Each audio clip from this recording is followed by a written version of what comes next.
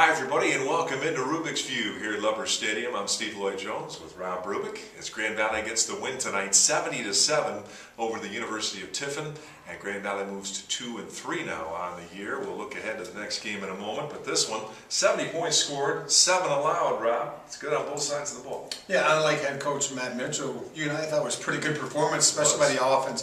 70 points, they were able to throw the ball with Heath Parling. They ran the ball with Shuford.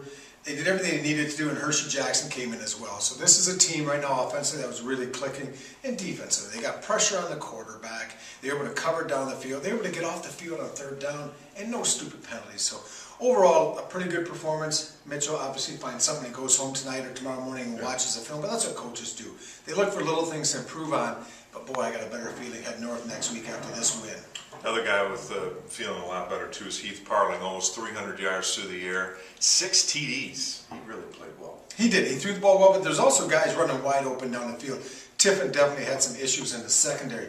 But what I liked about Heath and what he did, Steve, was the ability to run the football. He had a couple of nice runs here tonight, and if I'm the offensive coordinator, all of a sudden you look at that and you say, we could expand our offense a little bit. We can go back to the days of Cullen Finnerty or Kyle McMahon and maybe put some zone read and make him more of a dual threat with his arm and his legs, because he's athletic enough. Yeah. He has the skill set to do it. So one more thing you can kind of put in the back of the head of your coaches if you're Heath Parling.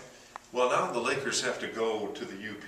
You know the UP very well. And the Lakers have to go to Marquette and play a pretty good Northern Michigan team.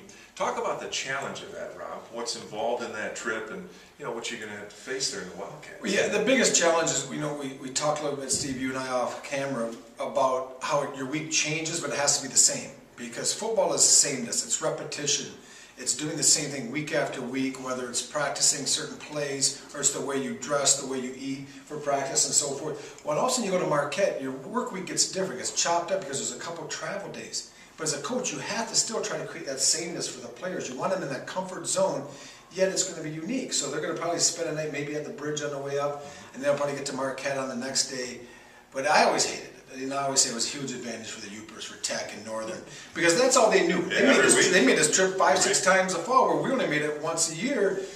So it's tough, but you got to keep focused. You got to play it. That's part of the schedule. Northern's improved, so it's going to be a real big challenge. Well, it'll be next Saturday, 1 o'clock, the kickoff.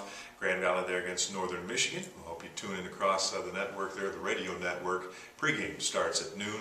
Kick off there at 1 o'clock. For Rob Rubick, I'm Steve Lloyd-Jones. Thanks for watching here. Rubick's View with the Grand Valley Sports Network.